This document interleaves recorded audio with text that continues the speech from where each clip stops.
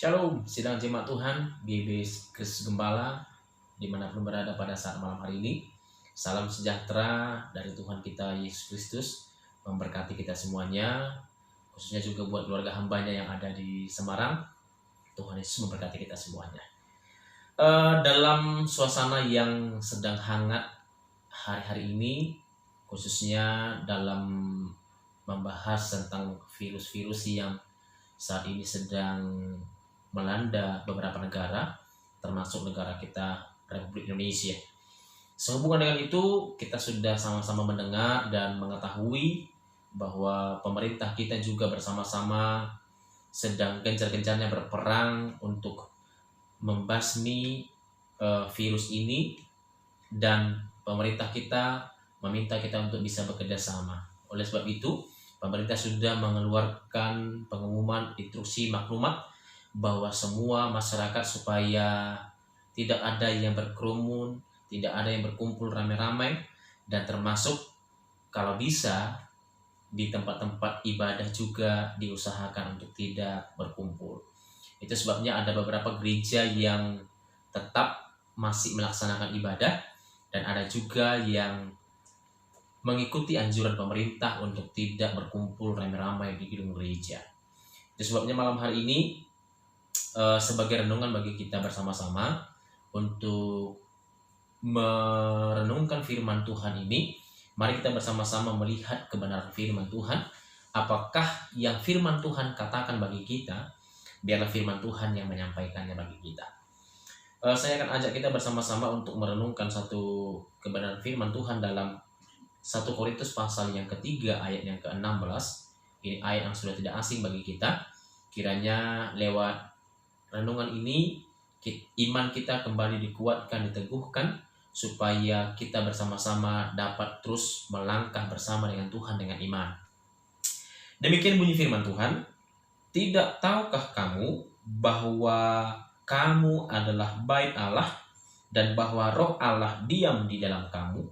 Sekali lagi, tidak tahukah kamu bahwa kamu adalah bait Allah, dan bahwa roh Allah diam di dalam kamu?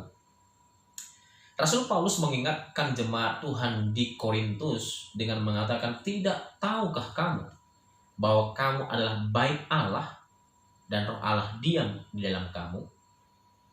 Ini menjadi satu pernyataan yang harus kita renungkan bersama-sama, supaya semua kita juga jemaat Tuhan mengerti bahwa Tuhan Yesus juga berkata bahwa kita adalah baitnya Tuhan. Kita adalah rumah Allah. Roh Allah diam di dalam kita. Tuhan tidak pernah berbicara soal gedung bangunan, tapi Tuhan berbicara soal tubuh Kristus, itulah kita. Itu sebabnya kalau ada beberapa gereja yang tidak lagi melaksanakan ibadah di gedung gereja untuk mengikuti instruksi dari pemerintah, itu sah-sah saja. Bahkan kita juga jemaat Tuhan GBI Kristus Gembala mengambil keputusan bersama untuk kita juga untuk sementara waktu tidak berkumpul di gedung gereja kita di jalan sekolah, supaya apa yang pemerintah sampaikan ini kita laksanakan bersama-sama. Dan ibadah-ibadah kita yang kita laksanakan di rumah-rumah jemaat, kiranya setiap kita sebagai jemaat Tuhan juga menghadirinya dengan antusias, menghadirinya tetap dengan sukacita, dengan kasih yang dari hadapan Tuhan.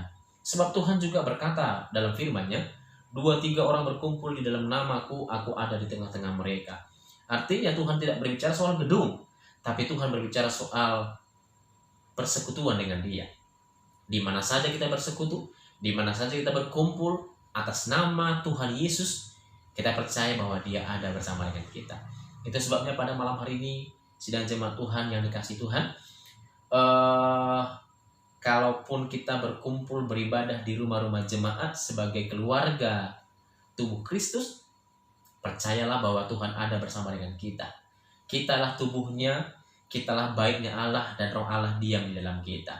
Saya percaya persekutuan kita dengan Tuhan tidak dibatasi dengan gedung gereja, tidak dibatasi dengan ruang dan waktu saja, tapi saya percaya di mana saja, kapan saja kita berhubungan dengan Dia, Tuhan berserta dengan kita dan Tuhan pasti mendengarkan kita. Itu sebabnya lewat renungan kita pada malam hari ini, saya mengingatkan kita supaya semua kita besok dalam ibadah raya di rumah-rumah jemaat, hadirlah dengan kasih, hadirlah dengan antusias, hadirlah dengan gairah, hadirlah dengan kepercayaan bahwa Tuhan juga ada bersama-sama dengan kita, dan Tuhan pasti hadir memberkati kita, memberkati ibadah kita, dan biar tetap nama Tuhan dipermuliakan sampai selama-lamanya. Tuhan Yesus memberkati kita. Kiranya renungan firman Tuhan ini menguatkan kita, menggairahkan kita bersama-sama, dan biarlah kasih Tuhan ada dalam kehidupan kita. Tuhan Yesus memberkati kita semuanya.